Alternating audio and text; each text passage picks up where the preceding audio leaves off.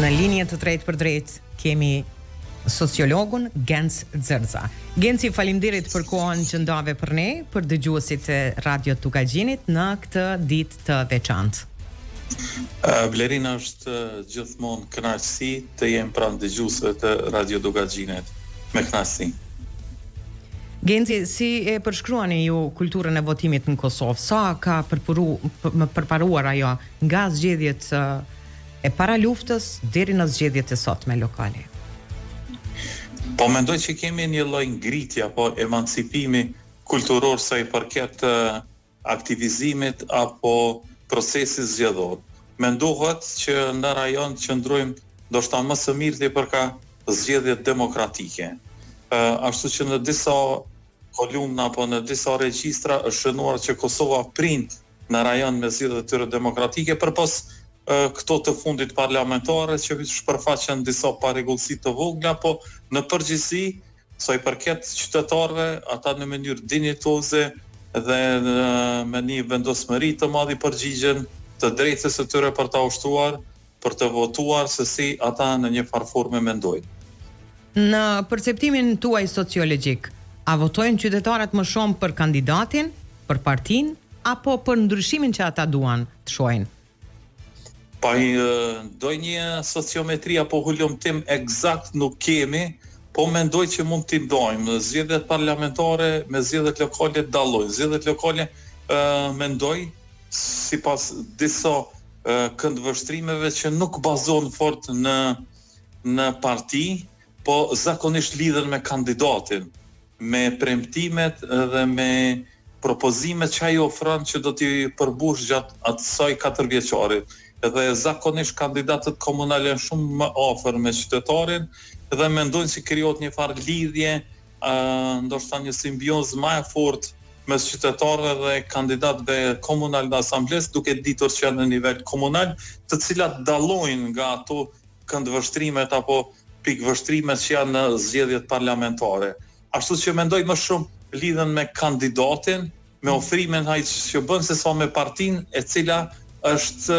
ndryshe, pra në zgjedhjet zakonisht parlamentare lidhen me partinë, me liderët të ndryshëm, ndërsa në anën tjetër të zgjedhjet komunale mendoj se më shumë prin kandidaturat që tregon një emancipim dhe një vlerë të demokracisë tek qytetarët tonë që dita ditës po zhvillohet në masë të madhe. E thatë edhe ju, Genci, që shpesh zgjedhjet lokale marrin më pak vëmendje se sa ato qendrore. Realisht sa ndikojnë këto zgjedhje në jetën e përditshme të qytetarëve? Po këto ndikojnë direkt se kemi të bëjmë me problematika të ndryshme të cilët qytetarët në praktikën e tyre, në rutinën e tyre ditore ballafaqojnë. Pra kemi të bëjmë me infrastrukturë të ndryshme, pastaj duke ditur me shërbime të ndryshme komunale, siç është xhadimlet, pra ngrohja, pastaj uji, rregullimet banesore apo në banesat kolektive se si funksionojnë ashensorët, pastaj çante ndacakt, si dalim nga lagja apo nga hymjet tona nga shtëpit, ballafaqohemi me këto problematika, pastaj komunikacioni apo trafiku, në të cilën shumë të raste është përbytës, pra zakonisht qytetarët i shohin këto perceptime apo këto mangësi të cilat mendojnë se duhet të përmirësohen dhe mundohen të zgjedhin kandidatë të cilët do t'ja u plotësojnë këto kërkesa. Por kemi të bëjmë me disa nevoja bazike apo përditshme elementare që dallojnë prej atyre premtimeve të cilat i bëjnë në suaza të ndryshme parlamentare. A janë qytetarët mjaftueshëm të vetëdijshëm se pikërisht pushteti lokal është ai që ndikon drejt për drejt në shërbimet publike, infrastrukturë, arsim, mirëqenie? Ashtu mendoj që dita ditës po vetëdijsohen qytetarët dhe për zgjedhje atyre në shumicën e rasteve ka befasuar dhe shumë opinionistë dhe shumë studiuese ka pas dallime, kur ndoshta një parti është favorizuar në zgjedhjet parlamentare, në zgjedhjet lokale ka pas rënje, pra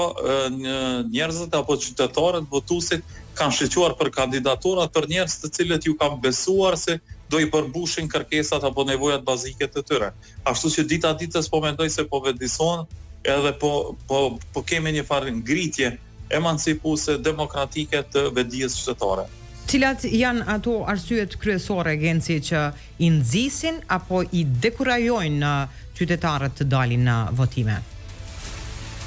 Shqyqoni tash kandidaturat ndryshme gjatë këtij muaji kanë pasur të shqyqonin të dëgjojnë premtimet. Tani edhe kandidaturat në disa raste janë mos të themi gallomane, se në disa raste kanë qenë ndoshta më shumë pompoze, diçka që nuk mund të përfshihen në vitet paraprake, po dita ditës duke ditur edhe nivelin apo emancipimin të shoqërisë, edhe vetdijes gjithnjë dhe ndërritje, kanë filluar të jenë ajo lidhja apo ajo kontrata sociale me qytetarit dhe kandidaturave të cilit i bëjnë partitë politike të jetë më reale, më diçka përmbushse, dhe njerëzit apo votuesit kanë filluar të shiqojnë me atë lupën e tyre dhe mundon t'i përzgjedhin ata cilët janë më të mirë dhe në ata që besojnë që do i përmbushin kërkesat e tyre bazike për t'ia rregulluar përditshmërinë e tyre ditore brenda qytetit të tyre apo vendit ku jetojnë. A ka ende ndikim faktori familjar, shoqëror, vendimi për të votuar, apo vota tashmë është bërë më individuale dhe më e pavarur? Jo, vota në disa raste është e pavarur dhe dita ditës kjo po vetëdijsohet dhe po bëhet shoqëria më vetëdijsuese, po në disa raste në ato familje ku kemi të bëjmë me kandidat ndoshta që i takojnë, atë normal se kemi të bëjmë edhe për votime familjare apo edhe me propozime të ndryshme që ta votojnë kandidatin e përzgjedhur, edhe ashtu që duke krijuar një farë lidhje, qofshin ato miqësore apo familjare, në disa raste edhe njerëzit janë të detyruar të ndoshta të preferojnë të afërmi me e tyre, duke anashkaluar ndoshta përzgjedhjen më të mirë që do e kishte bërë dikush tjetër. Ndoshta favorizojnë ndonjë kandidat tjetër, po për shkaqe të ndryshme, miqësore, familjare apo shoqërore, në disa raste ka edhe ashtu që votojnë për preferuarin apo njerin e njohur që të cilin e kanë në rrethin e tyre shoqëror. Si mund të forcohet, Genci, kultura e votimit tek të rinj që shpesh shfaqin edhe më pak interesim për proceset zgjedhore? Po, tash duhet shoqëria apo duhet ta mendoj se dita e sotme, sa i përket nivelit komunal, do të jetë ajo fjala vetëm sot është drita në të cilën qytetarët mund ta jepin mendimin e tyre edhe më anë të votës ta bëjnë ndryshimin. Duke menduar se gjithmonë të mirë, se pastaj 4 vite nuk do t'ju dëgjohet kushtimisht zëri tyre. Vetëm një ditë është e sotmja të cilën mund ta bëjmë, secila vote ka të peshën e vete dhe mund ta bëjnë ai ndryshimin, gjithnjë mendojmë pozitiv, në të mirë të jetës apo për dëshmërisë qytetare, pasi kemi të bëjmë me nivelin komunal. Mos paraqitja apo mos aktivizimi, mos marrja pjesë apo zëri i dëgjuar i votuesit apo i votuesve, nëse do jenë të shumt, atëherë mendoj se mos aktivizimi do të lë peng dhe ky mos aktivizim atëherë do vinë kandidatët të cilët në disa raste ndoshta nuk janë të preferuar, po duke ushtruar të drejtën e votës, atëherë mendohet se mund të ketë ndryshime. Dhe mendoj se secili qytetar duhet ta ushtrojë të drejtën e votës edhe t'i dëgjohet zëri, se sot është dita ku dëgjohet zëri i qytetarëve në vendimet që do të bëhen në 4 vitet tona tash. Genci, çfarë duhet të ndryshojmë si shoqëri që votimi të mos shihet vetëm si një detyrim, një zakon, por të shihet si një mjet real që pret ndryshim? Po, tash kemi marrë propozimet e ndryshme, kandidaturat, tash do votohet, do përzgjedhet fituesi, pastaj shoqëria apo mekanizmat të ndryshme macës apo organizata të ndryshme qeveritare duhet të mosin arritshmërinë e secilit kandidat apo tash në fjalë do kemi kryetarin e komunës apo të asamblesë, a kanë arritur t'i përmbushin të gjitha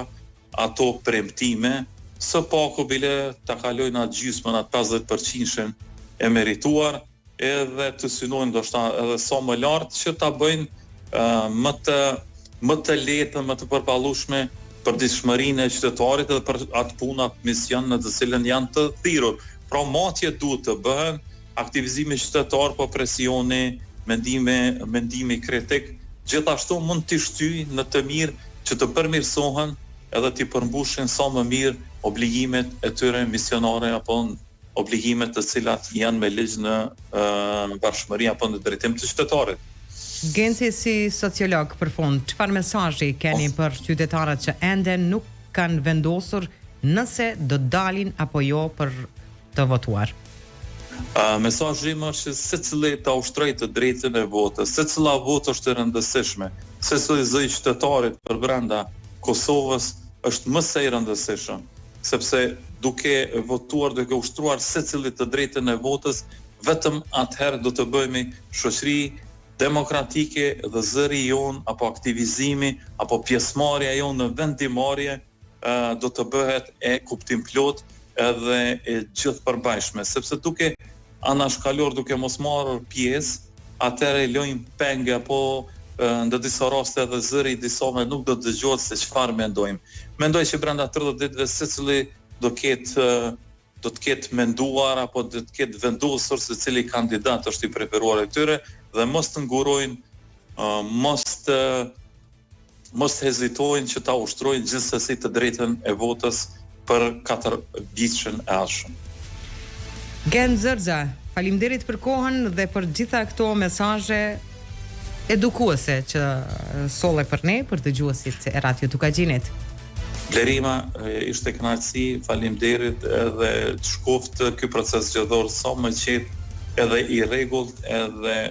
gëzuar për gjithë qytetarët apo gjithë votuesit se sot është dita e tyre. Faleminderit. Ishte kënaqësi, Blerima. Genci, shëndet, ditë të mbar.